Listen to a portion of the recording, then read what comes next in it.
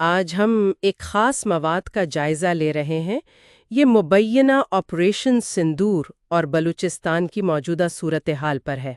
جی ہاں، اور یہ معلومات ہمیں ایک اسکرپٹ سے ملی ہیں جس کا عنوان کچھ اس طرح ہے: آپریشن سندور کا دوسرا مرحلہ اور بلوچستان کی بدلتی صورتحال۔ اچھا، تو اس اسکرپٹ کے مطابق بات یہ ہے کہ بھارتی میڈیا نے دعویٰ کیا ہے کہ اس آپریشن کا یعنی آپریشن سندور کا دوسرا مرحلہ شروع ہو گیا ہے۔ بالکل، اور ان کا کہنا ہے کہ مقصد دہشت گردی کا مقابلہ کرنا ہے۔ ٹھیک۔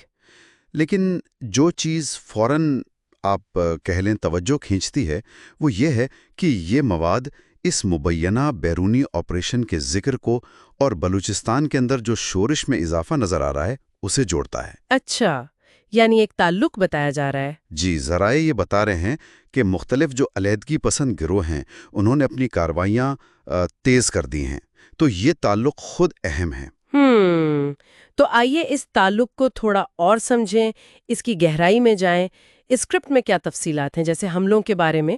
جی، مواد میں ذکر ہے کہ پچھلے کچھ عرصے میں سیکیورٹی فورسز پر حملے بڑھے ہیں۔ اچھا۔ نمایاں طور پر بڑھے ہیں، اور افسوسناک طور پر جانی نقصان بھی ہوا ہے۔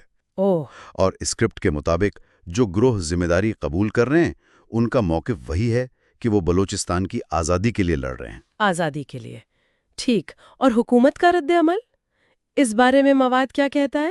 حکومتی رد عمل پر بات کریں تو دیکھیں، مواد میں سیکیورٹی فورسز کی تعیناتی کا ذکر ہے، انٹیلیجنس بیسڈ آپریشنز کا بھی۔ جی۔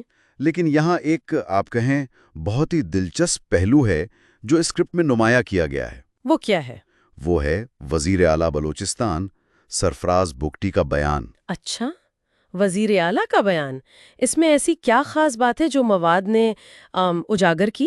خاص بات یہ ہے اسکرپٹ کے مطابق کہ وزیر اعلیٰ نے بالکل واضح کہا کہ یہ جو کارروائیاں کر رہے ہیں یہ ناراض بلوچ نہیں ہیں۔ نہیں ہیں؟ تو پھر کون ہیں؟ ان کے بقول یہ دہشت گرد ہیں، اور اہم بات یہ کہ انہوں نے کہا کہ کسی بڑے یعنی گرینڈ آپریشن کی ضرورت نہیں ہے۔ اوہ، یہ تو واقعی ایک اہم نقطہ ہے۔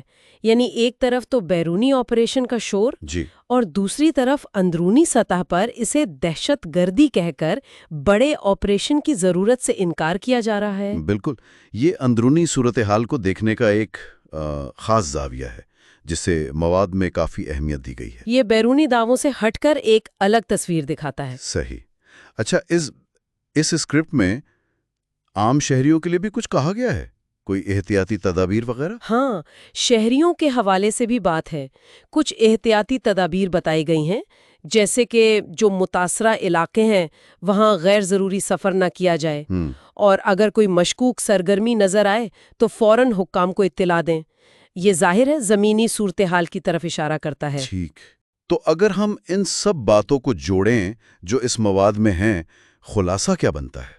خلاصہ یہی ہے کہ یہ اسکرپٹ ایک ایسی تصویر پیش کر رہا ہے جہاں کئی چیزیں ایک ساتھ چل رہی ہیں، جیسے مبینہ بھارتی آپریشن سندور کے دعوے، بلوچستان میں بڑھتی ہوئی شورش، علیحدگی پسندوں کے اپنے دعوے، اور ساتھ میں حکومتی رد عمل جس میں وزیر اعلیٰ کا وہ دہشت گرد والا بیان بہت اہم ہے۔ بالکل، تو یہ سب مل کر ایک بہت ہی پیچیدہ منظرنامہ بناتے ہیں۔ یقیناً۔ اور دیکھیں، یہ مواد ہمیں ایک اہم سوال کی طرف بھی لاتا ہے۔ وہ کیا؟ سوال یہ ہے کہ جب کسی صورتحال کے بارے میں بیرونی الزامات جیسے یہ آپریشن سندور والی بات اور اندرونی طور پر واقعات کی تشریح جیسے یہ دہشت گرد بمقابلہ ناراض بلوچ والی بحث اتنی الگ ہوں تو اصل حقائق کو سمجھنا کتنا مشکل ہو جاتا ہے۔